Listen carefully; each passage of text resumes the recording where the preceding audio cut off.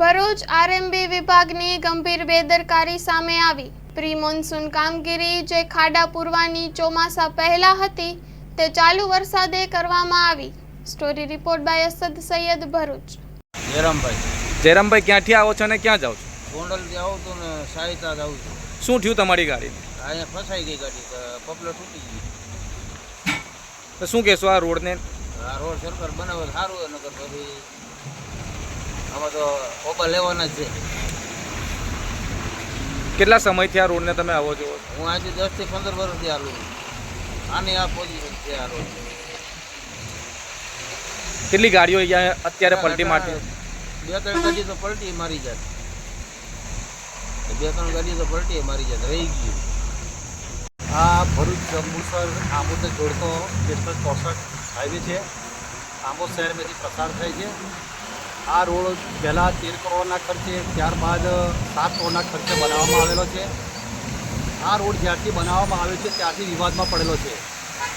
આ રોડની મરામત અથવા તો કામગીરી બરાબર ના થયેલી હોય, વારંવાર પત્રકાર, વારંવાર આગેવાન, વારંવાર રાજકીય આગેવાનોએ આની રજૂઆત કરવા છતાં પણ આ કામગીરી કરવામાં આવતી નથી। છેલ્લા 6 મહિનાથી એવી હાલત થઈ ગઈ હતી કે આજુબાજુના રહેવાસીના લોકોને જે દળ ઉડે છે તેનો સામનો કરવો પડ્યો હતો। ત્યારે પણ અમે ફોનથી મૌખિક વાત કરેલી હતી સાહેબને કે આ રસ્તા ઉપર એટલો બધો દળ ઉડે છે, તમે કંઈક કરો। આ ગરીબ લોકો પ્રજા રહે છે, એને ખાવા બનાવવા માટે બી તકલીફ પડી રહેલી છે, પણ તેમ છતાંય કોઈ કામ કરવામાં ના આવ્યું। વરસાદનો ટાઈમ છે, આ પહેલા વરસાદની અંદર આ રોડની હાલત આ થઈ ગયેલી છે।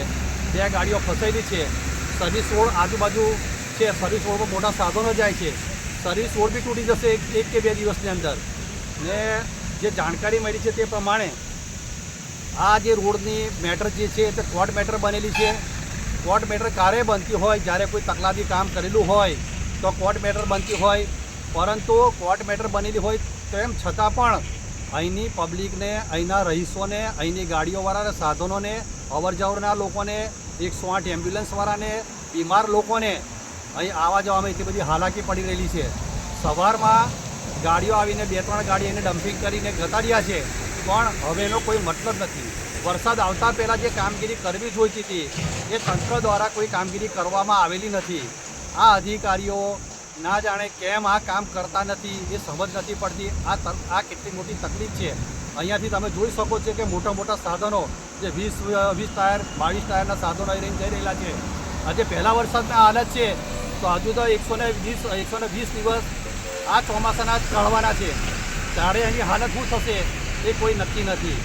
આ રોડ બજાર આમોદ શહેરને મધ્યમ કક્ષામાંથી નીકળેલો છે। નાના નાના બાળકો જાય છે, અવરજવર કરે છે, પબ્લિક અવરજવર કરે છે।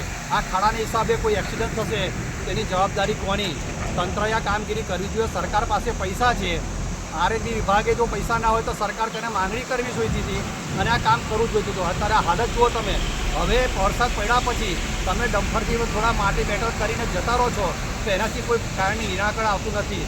આ જો ટૂંક સમયમાં કામગીરી વ્યવસ્થિત જો કરવામાં નહીં આવે તો રોડ પર, સડક પર લોકો ઉતરશે અને કોઈ મોટો એક્સિડન્ટ થશે તેની જવાબદારી તમામ જે તે અધિકારીની રહેશે।